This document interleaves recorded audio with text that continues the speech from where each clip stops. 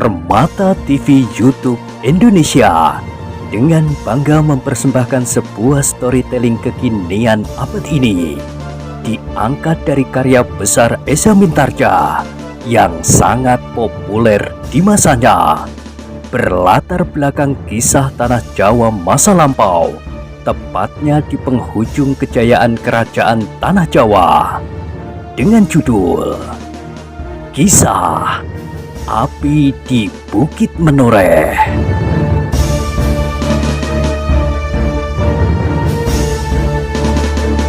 Pada kesempatan yang sangat baik ini, kita masuk pada episode yang ke-327. Selamat menikmati.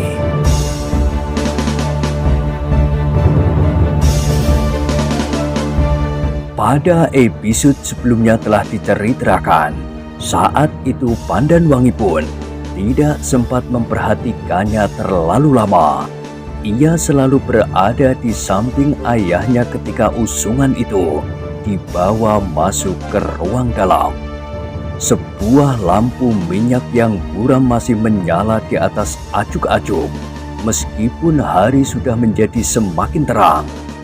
Tetapi sinarnya sama sekali sudah tidak berarti, bahkan semakin lama menjadi semakin redup, karena minyak di dalamnya sudah habis sama sekali. Apakah milik ayah sudah dibersihkan? Bertanya Pandanwangi kepada Samekto. Samekto tergagap sejenak. Ia sama sekali tidak berpikir sampai begitu jauh. Ketika ia melihat bilik itu dan menurut pendapatnya sama sekali sudah tidak ada bahaya yang tersembunyi, maka ia merasa bahwa bilik itu sudah siap untuk dipergunakan. Tetapi tidak terkilas sama sekali di kepalanya bahwa bilik itu memang harus dibersihkan. Hanya karena Pandanwangi adalah seorang gadis meskipun berpedang di lambungnya sajalah, maka selain pengamatan atas bahaya yang tersembunyi itu, maka kebersihannya pun mendapat perhatiannya. Aku kira belum, bukan paman? Samekto menganggukkan kepalanya. Memang belum. Aku tidak berpikir sampai ke sana. Tungguilah ayah di sini. Aku akan membersihkannya sebentar. Samekto menganggukkan kepalanya, sedang Pandanwangi segera berlari ke belakang mencari sapu serabut. Dengan tergesa-gesa, bilik yang kotor itu pun dibersihkannya. Kemudian dicarinya tikar yang lebih bersih dari tikar yang terbentang di atas pembaringan yang dahulu juga, tetapi alangkah kotornya.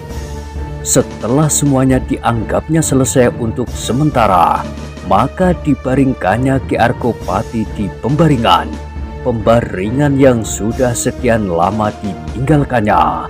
Sementara Samekto dan Kerti segera mengatur para pengawal dan menyebarkannya di tempat-tempat yang dianggap perlu. Namun sementara itu, yang sama sekali kurang mendapat perhatian para pengawal adalah justru padukuhan yang baru saja mereka tinggalkan. Lebih daripada itu, adalah padukuhan di sebelah, tempat orang-orang Menoreh menampung para pengungsi. Padukuhan itu hanya sekedar ditunggui oleh beberapa orang pengawal dan laki-laki yang menurut pertimbangan badaniah sudah tidak mampu lagi bertempur di medan yang berat. Karena itu, maka kekuatan di kedua padukuhan itu hampir tidak berarti sama sekali. Adalah di luar dugaan bahwa beberapa orang liar yang datang membantu Sidanti teringat akan hal itu dan bahkan memusatkan perhatian mereka kepada para pengungsi itu. Kita singgah sebentar di padukuhan itu, desis salah seorang dari mereka. Untuk apa? Bertanya yang lain. Menoreh pasti telah mengerahkan semua manusia yang ada. Karena itu, maka kedua padukuhan itu pasti kosong. Kenapa kita singgah di sana? Kau memang bodoh. Sebagian besar isi padukuhan induk telah mengungsi ke sana. Yang dapat mereka bawa pasti barang-barang berharga saja. Karena itu, apabila kita dapat memasuki padukuhan pengungsian itu, kita tinggal mengambil saja sesuka hati kita. Apa saja pasti sudah tersedia. Apakah sama sekali tidak ada seorang pun penjaga? Tentu ada, tetapi pasti bukan orang-orang yang terpilih untuk ikut ke peperangan.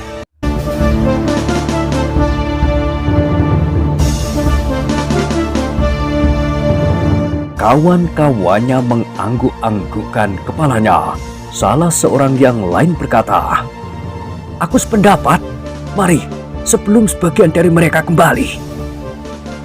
Segerombolan kecil orang liar itu pun segera mempercepat langkah mereka. Mereka tidak mau didahului oleh sebagian dari para pengawal yang pasti akan segera dikirim oleh pemimpin pasukan menoreh. Apapun yang kita dapatkan, dapatlah sekedar menawarkan hati yang panas ini. Mereka mengangguk-anggukkan kepala sambil melangkah semakin cepat. Kehadiran mereka di tempat-tempat pengungsian benar-benar membuat suasana yang tenang itu menjadi kisruh.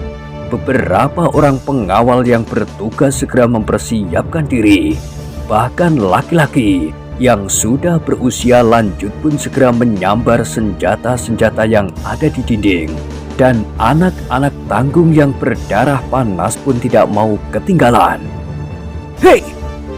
Pemimpin dari pengawal itu berkata lantang di hadapan segerombolan orang yang akan memasuki padukuhan itu. "Siapakah kalian? Dan apakah maksud kalian? Kami hanya sekedar akan lewat. Bukankah jalan yang melintas di tengah-tengah padukuhan ini jalan untuk umum?" Pemimpin pengawal itu menggelengkan kepalanya. "Tidak, dalam keadaan serupa ini, jalan ini tertutup bagi siapapun. Tetapi kami akan lewat," teriak orang yang berkumis panjang. "Minggir!" teriak yang berkepala botak. Tetapi pemimpin pengawal itu pun berteriak, "Jangan memaksa, kalian harus mencari jalan lain." Tiba-tiba terdengar suara tertawa berkepanjangan. Seorang yang bertubuh tinggi kekar dan berjambang lebat maju ke depan sambil mengacung-acungkan kelewangnya itu. "Minggir anak-anak marmut, jangan berbuat bodoh." Pemimpin pengawal itu pun menjadi ragu-ragu sejenak. Dipandanginya orang yang tampaknya buas dan liar itu. Namun dengan demikian, ia dapat meraba apakah yang sebenarnya akan mereka lakukan. "Apapun yang akan terjadi, tetapi kalian tidak boleh lewat," jawab pengawal itu. Hampir serentak orang yang liar itu mendesak maju. Tetapi para pengawal yang berdiri di mulut lorong pun tidak menepi. Meskipun mereka menyadari bahwa mereka akan berhadapan dengan orang-orang yang liar dan buas. Bahkan mereka pun menyadari bahwa mereka tidak mempunyai cukup kekuatan untuk mempertahankan diri terhadap segerombolan orang-orang liar itu.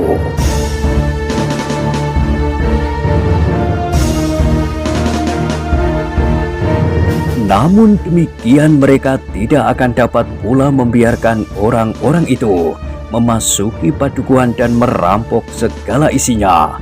Apapun yang terjadi, mereka harus bertahan sejauh-jauh yang dapat mereka lakukan. "Hei, orang-orang yang tidak tahu diri!" berteriak seseorang yang berdada bidang dan berbulu lebat. "Apakah kalian tidak mengenal kami? Siapapun kalian, kami tetap dalam pendirian kami." Orang-orang liar itu pun kemudian tidak dapat bersabar lagi. Segera mereka pun membencar sambil mengacung-acungkan senjata mereka.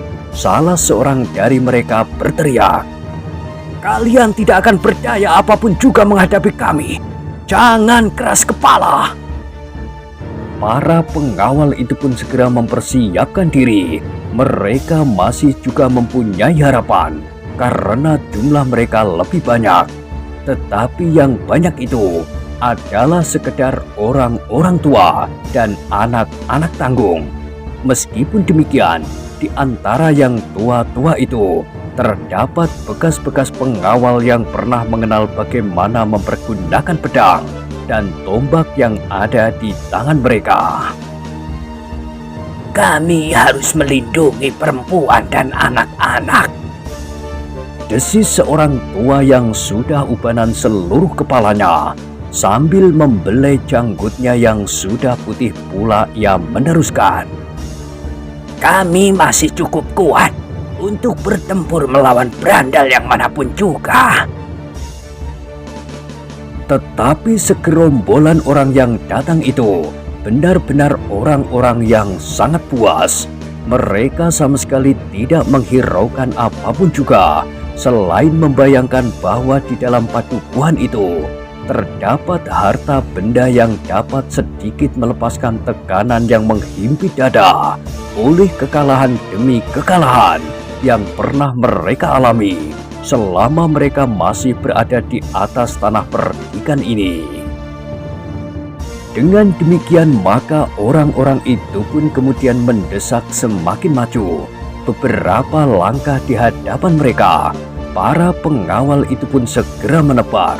Mereka pun telah siap menghadapi segala kemungkinan. Seperti pesan pemimpin mereka, maka para pengawal itu bersiap untuk menghadapi lawan-lawan mereka dalam pasangan-pasangan yang terdiri dari 2 atau 3 orang. Setiap pengawal didampingi oleh orang-orang tua atau anak-anak tanggung.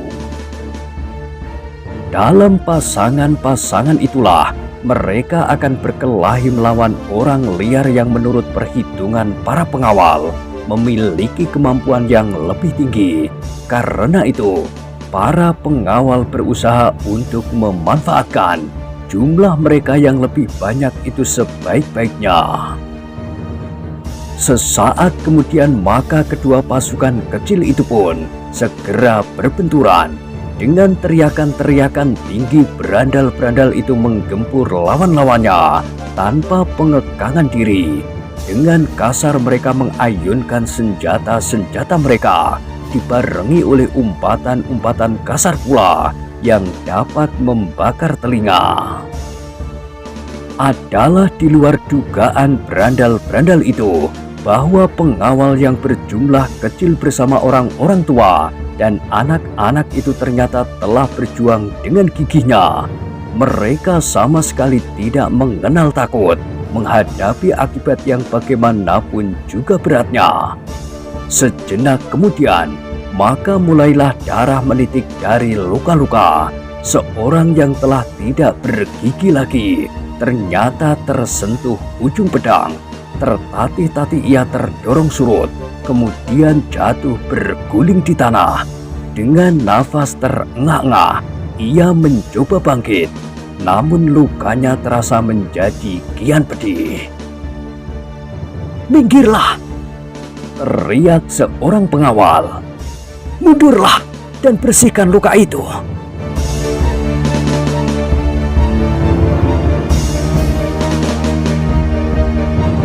Belum lagi ia beranjak dari tempatnya, seorang anak muda berumur 16 tahun terlempar dari pertempuran. Sebuah goresan biru telah menyilang punggungnya. Agaknya sebuah bindi telah mengenainya, meskipun tidak sepenuh kekuatan lawan, sehingga ia masih mampu meloncat berdiri. Tetapi karena senjatanya terlempar dari tangannya, maka ia pun segera meloncat mengambil senjata orang tua yang terluka itu. "Pinjam senjatamu, kek." Namun bagaimanapun juga, sejenak kemudian segera terasa bahwa pasukan para pengawal itu segera terdesak. Hanya karena jumlah dan tekad mereka sajalah mereka mampu bertahan. Pemimpin pengawal itu memang masih mengharap sesuatu akan terjadi. Mungkin pasukan pengawal kembali, atau mungkin pasukan pengawal di padukuhan sebelah mengetahui keadaan ini. Pasukannya yang lengah ternyata tidak mempersiapkan alat-alat apapun yang dapat dipergunakannya untuk memberikan isyarat kepada para pengawal di padukuhan sebelah selain kentongan. Tetapi pengawal itu pun jumlahnya sama sekali tidak memadai. Namun demikian, pemimpin pengawal itu tidak berputus asa. Ketika pasukannya benar-benar terdesak, maka diperintahkannya memukul titir. Kentongan, satu-satunya alat yang masih dimilikinya. Sejenak kemudian terdengar suara titir menggema dari padukuhan kecil itu. Beberapa buah kentongan berbunyi bersama-sama, sahut menyahut. Namun di sela-sela suara kentongan itu, terdengar orang yang berbulu lebat di dadanya berkata, "Dari mana kau akan mendapatkan bantuan? Dari padukuhan sebelah yang dilingkari oleh pring ori itu. Kasihan, mereka tidak akan membantu kalian, karena jumlah mereka pun tidak akan berarti apa-apa bagi kami." Pemimpin pengawal itu tidak menghiraukannya. Ia sendiri berkelahi seperti harimau lapar. Sedang beberapa orang pengawal terlatih yang lain pun mengikuti jejaknya pula. Ternyata bahwa suara kentongan itu tertangkap dari padukuhan di sebelah itu. Karena itu, maka pemimpin pengawal yang tinggal di padukuhan itu pun segera mengumpulkan pasukan kecilnya. "Apakah yang telah terjadi?" ia bertanya, tetapi tidak seorang pun yang mengetahuinya. "Biarlah beberapa orang pergi ke sana melihat keadaan, yang lain tetap berada di padukuhan ini," perintah pemimpin pengawal itu. Beberapa orang pun segera pergi meninggalkan lingkungan pring ori menuju ke padukuhan sebelah. Dengan tergesa-gesa, mereka meloncat-loncat sambil menduga-duga apakah yang sebenarnya telah terjadi. Akhirnya mereka pun melihat di pinggir desa itu telah terjadi pertempuran. Agaknya para pengawal yang ada di padukuhan itu terdesak, sehingga mereka terpaksa membunyikan tanda. Para pengawal itu pun berlari semakin cepat. Ketika mereka sampai di arena, mereka pun segera melibatkan diri dalam pertempuran itu. Namun jumlah mereka tidak terlampau banyak, sehingga pengaruhnya tidak begitu terasa. Meskipun pada saat-saat permulaan, para pengawal yang mendapat tenaga baru itu berhasil menahan desakan berandal yang kehausan. Tetapi sejenak kemudian mereka pun telah terdesak kembali, betapapun lambatnya. "Menyerahlah!" teriak salah seorang berandal yang berambut panjang. Tetapi para pengawal sudah bertekad untuk bertahan, apalagi setelah mereka mendapat bantuan meskipun hanya beberapa orang. Namun ketahanan mereka sudah menjadi bertambah. Jumlah mereka yang lebih banyak pun dapat membantu untuk memperpanjang waktu pertahanan mereka. Beberapa orang pengawal telah mencoba untuk memecah perhatian orang-orang yang liar itu. Mereka menyerang dari samping, sedangkan jumlah yang besar meskipun sebagian dari mereka adalah orang tua-tua dan anak-anak tanggung, tetapi mereka menghadapi tetap dari depan. Tetapi bagaimanapun juga para pengawal tidak akan dapat menguasai lawan-lawan mereka yang ganas itu. Dalam pada itu, sepasang mata yang tajam mengikuti pertempuran yang sedang berlangsung dengan sengitnya. Pengetahuannya yang tajam tentang pertempuran dan perkelahian segera menangkap bahwa keadaan para pengawal semakin lama menjadi semakin sulit. Meskipun hanya setapak demi setapak, namun mereka terdesak terus, apalagi tenaga orang-orang tua itu pasti akan segera susut. mereka akan segera menjadi lelah dan kehilangan kemampuan untuk melakukan perlawanan. Sedang orang-orang liar itu menjadi semakin liar. Apabila mereka merasa terganggu, maka mereka dapat melakukan tindakan-tindakan di luar batas peri kemanusiaan. Orang yang mengawasi pertempuran itu menarik nafas dalam-dalam. Sejenak kemudian ia berdesis. Untunglah bahwa aku tidak langsung pergi ke Padukuhan Induk. Agaknya pasukan pengawal tanah perdikan ini seluruhnya telah dikerahkan untuk menyerang kekuatan Kitambakwedi. Orang itu pun mencoba mendekati medan. Di balik dedaunan dan gerumbul-gerumbul ia melindungi dirinya sambil selangkah demi selangkah maju. Sebentar lagi, pertahanan para pengawal itu pasti akan pecah, desis orang itu. Lalu bagaimana dengan pertempuran di Padukuhan Induk?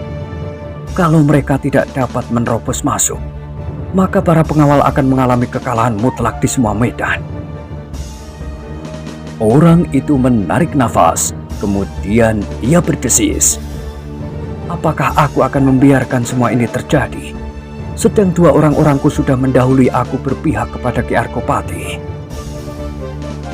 Sejenak ia termenung, namun kemudian ia berdesis. Aku harus menolongnya. Seandainya tidak ada hubungan apapun dengan pertempuran di medan yang lain. Namun kali ini persoalannya adalah persoalan perikemanusiaan. Kalau pertahanan itu pecah, maka berandal-berandal itu pasti akan mengaduk seisi padukuhan, terutama pengungsi-pengungsi. Pengungsi-pengungsi yang selalu dalam kecemasan. Karena pun macam-macam hal itu masih harus mengalami bencana lagi di pengungsian. Karena itu, maka orang itu pun tidak menunggu lebih lama lagi. Kini ia tidak bersembunyi. Ia pun kemudian melangkahi sawah yang kering dan rerumputan liar menuju ke medan pertempuran.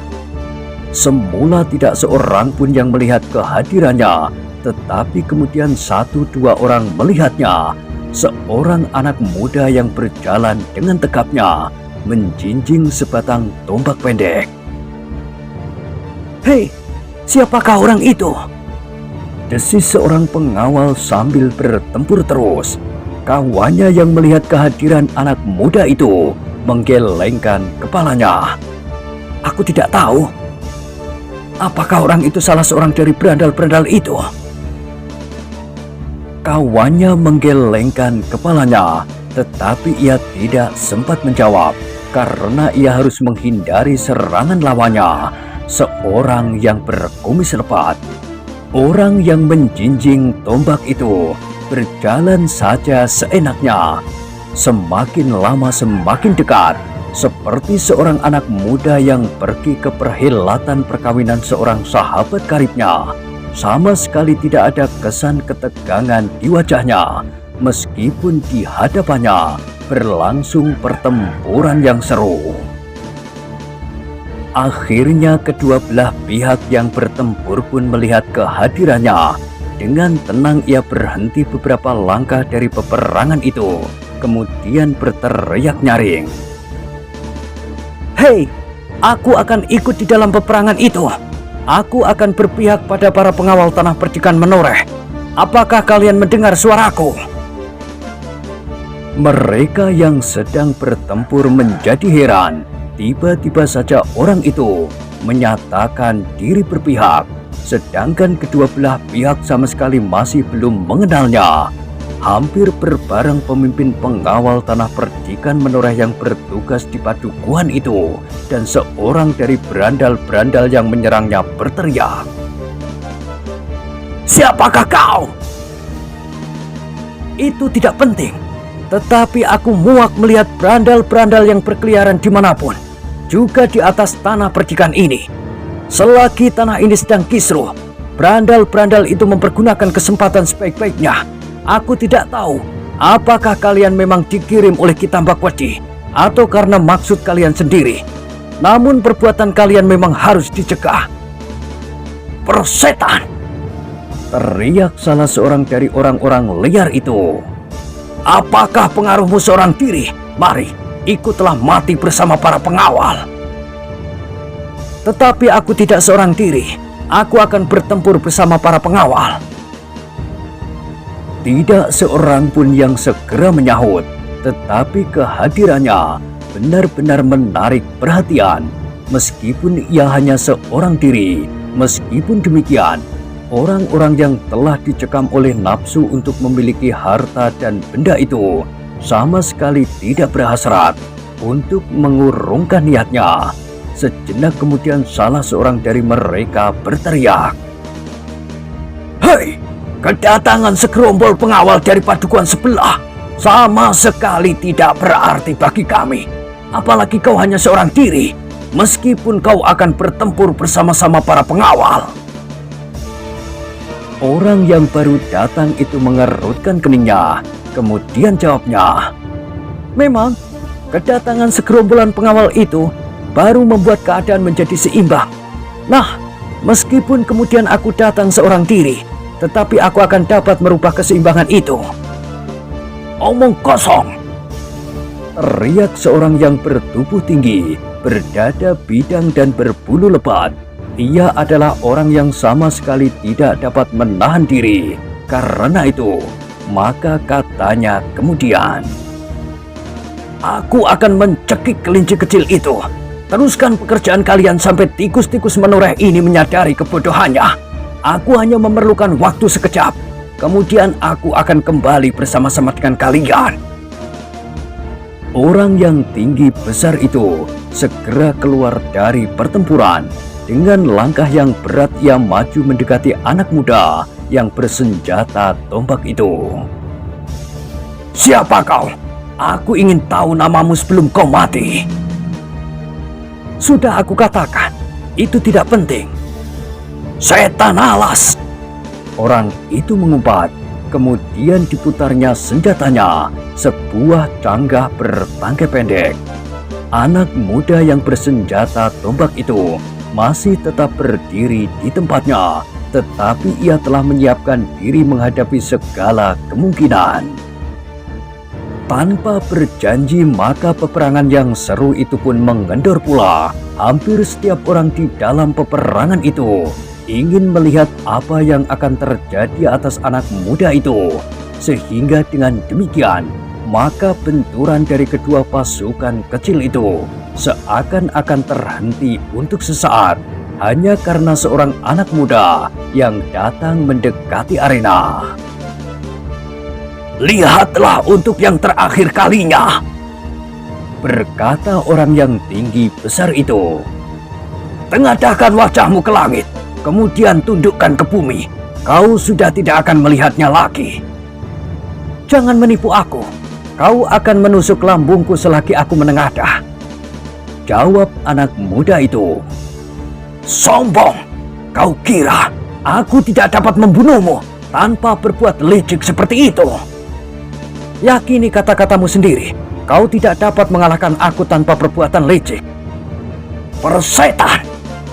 Orang itu menjadi sangat marah. Ia merasa benar-benar terhina, sehingga dengan serta-merta ia meloncat menyerang dengan canggahnya. Ujung yang bercabang itu langsung mengarah ke leher anak muda yang bersenjata tombak itu. Tetapi semua mata yang melihat serangan itu terbelalak karenanya. Semula mereka menyangka bahwa serangan yang demikian cepatnya itu akan segera mengakhiri perkelahian yang baru dimulai itu.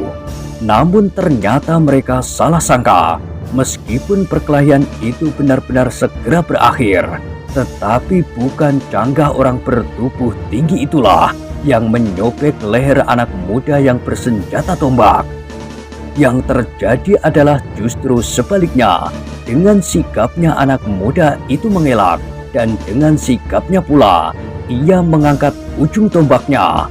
Anak itu tidak perlu mempergunakan kekuatan apapun untuk membenamkan tombaknya di dada lawannya, karena lawannya telah melontarkan dirinya sendiri. Adalah benar-benar di luar dugaan. Anak muda itu pun kemudian mengkibaskan wiron kainnya, kemudian disangkutkannya wiron itu, diikat pinggangnya di bagian belakang, di bawah punggung. Lihat, katanya. Aku terpaksa mulai. Tidak seorang pun yang menyahut. Mereka melihat orang yang bertubuh tinggi gagah itu terhuyung-huyung, dan ketika anak muda itu menarik ujung tombaknya, maka tubuh itu pun kemudian terbanting jatuh di tanah. Aku tidak sengaja membunuhnya, berkata anak muda itu. Tetapi ia telah membunuh dirinya sendiri. Sejenak peperangan itu menjadi sepi, bahkan berhenti untuk sesaat. Semua mata terbelalak melihat apa yang baru saja terjadi. Orang-orang liar yang sudah terlampau biasa melihat kematian itu pun menjadi heran, apalagi para pengawal. Hampir seperti Ki Gede menoreh sendiri, desis seseorang kepada diri sendiri. Sementara itu, anak muda itu pun berkata, "Nah, sekarang aku akan ikut bertempur. Ayo, jangan berdiri termangu-mangu." Selangkah demi selangkah ia maju, tombaknya dijinjingnya dengan sebelah tangannya. Itu hanya kebetulan, beberapa orang berandal berkata di dalam hati masing-masing untuk menenteramkan diri sendiri. Nafsu yang meluap-luap memang dapat menjerumuskan diri sendiri ke dalam bencana. Karena itu, aku harus berhati-hati menghadapi anak itu. Sejenak kemudian maka pertempuran pun segera berkobar kembali. Semakin lama semakin dahsyat. Dentang senjata berkumandang di udara itu dan bunga api pun memercik dari benturan senjata yang beradu. Dalam pada itu, setiap orang di dalam peperangan itu pun segera melihat apakah yang dapat dilakukan oleh anak muda yang bersenjata tombak pendek itu. Meskipun ia seorang diri, namun pengaruhnya jauh lebih besar dari beberapa orang yang datang dari padukuhan sebelah. Dengan demikian maka keseimbangan pertempuran itu pun segera berubah. Para pengawal tidak lagi terdesak, bahkan karena setiap kali anak muda itu dapat mengurangi jumlah lawannya, maka perlahan-lahan para pengawal itu pun dapat menguasai keadaan. Sehingga sejenak kemudian, meskipun korban jatuh di kedua belah pihak, namun para pengawal tanah perdikan menoreh yang sedang bertugas di padukuhan kecil itu meyakini bahwa mereka akan berhasil mempertahankan daerah pengungsian itu atas bantuan seorang anak muda yang bersenjata tombak pendek. Tetapi anak muda yang bersenjata tombak pendek itu, meskipun hanya seorang diri, mempunyai kemampuan bertempur yang luar biasa. Seolah-olah para pengawal itu sedang bertempur bersama-sama Ki Arkopati sendiri. Orang-orang yang semula mengharapkan dapat merampas kekayaan yang tersembunyi di padukuhan kecil bersama para pengungsi itu pun akhirnya harus mengumpat-umpat. Beberapa orang dari mereka telah terbunuh atau terluka, sedang sisanya sama sekali sudah tidak mempunyai harapan lagi untuk memenangkan perkelahian itu.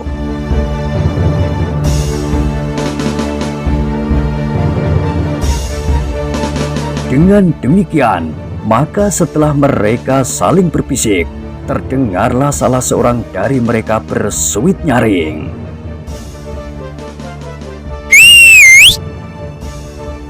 Sejenak kemudian orang-orang itu pun segera berloncatan, melarikan diri salang tunjang tanpa tujuan. Mereka berlari kemanapun untuk menjauhi para pengawal yang masih mengejar mereka beberapa puluh langkah. Namun para pengawal itu pun segera menghentikan pengejaran karena mereka menyadari bahwa kekuatan mereka tanpa anak muda itu pun tidak akan lebih dari kekuatan lawannya. Demikianlah, maka pertempuran antara dua pasukan kecil itu pun segera berakhir.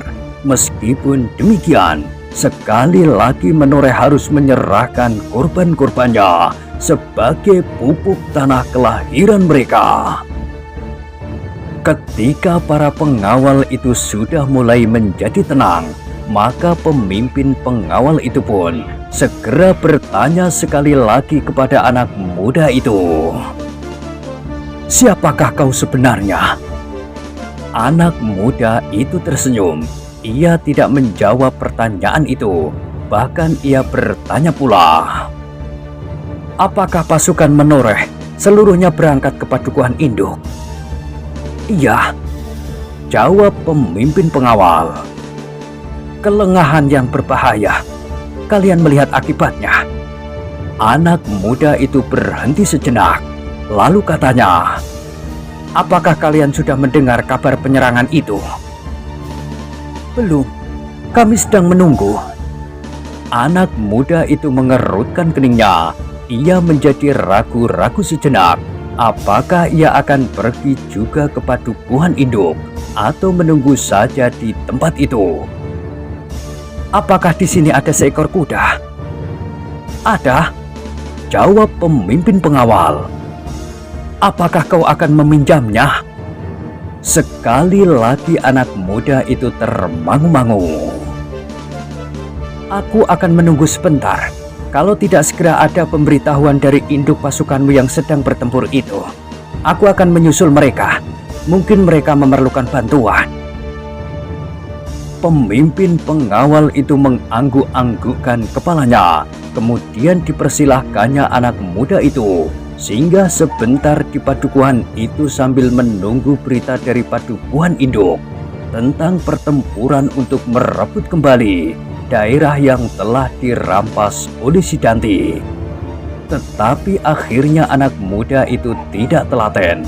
Setelah ia duduk termenung sejenak, maka ia pun kemudian berdiri dan mencari pemimpin pengawal yang sedang sibuk dengan para korban. "Aku akan pergi ke padukuhan induk," berkata anak muda itu. "Baiklah." Pemimpin pengawal itu mengangguk-anggukkan kepalanya. Tetapi kehadiran orang yang tidak dikenal di medan pertempuran mudah menumbuhkan salah sangka. "Aku sudah memperhitungkannya seperti pada saat aku datang kemari." Pemimpin pengawal itu mengangguk-anggukkan kepalanya. Lalu katanya, "Apakah kau memerlukan seekor kuda?" "Ya, aku memerlukannya. Jangan takut, aku akan mengembalikan kuda itu pada saatnya." Pemimpin pengawal itu mengangguk-anggukkan kepalanya. Jawabnya, "Kalau kau tidak membantu kami, maka kami tidak akan memberikan kuda itu." Anak muda itu tersenyum. Kemudian diterimanya seekor kuda dari salah seorang pengawal itu. Sambil meloncat ke punggung kuda itu, ia berkata, "Hati-hatilah, mungkin masih ada orang-orang yang berkeliaran di daerah ini." "Terima kasih," jawab pengawal itu. Anak muda yang bersenjata tombak pendek itu pun segera memacu kudanya meninggalkan padukuhan kecil itu. Sejenak para pengawal memandangi debu putih yang terlontar dari kaki-kaki kuda itu. Namun kemudian kuda itu pun seakan-akan hilang ditelan ujung rerumputan dan gerumbul-gerumbul perdu. Kehadiran anak muda di atas punggung kuda itu di daerah peperangan yang agaknya telah mengejutkan para pengawal yang sedang menjaga daerah yang baru saja mereka kuasai. Karena itu, beberapa orang dari mereka segera berloncatan ke tengah jalan dengan senjata-senjata telanjang di tangan masing-masing. Salah seorang dari mereka mengangkat senjatanya sambil berteriak, "Berhenti!" Anak muda di atas punggung kuda itu pun menarik gegang kudanya, sehingga kuda itu berhenti beberapa langkah dari pengawal yang menghentikannya.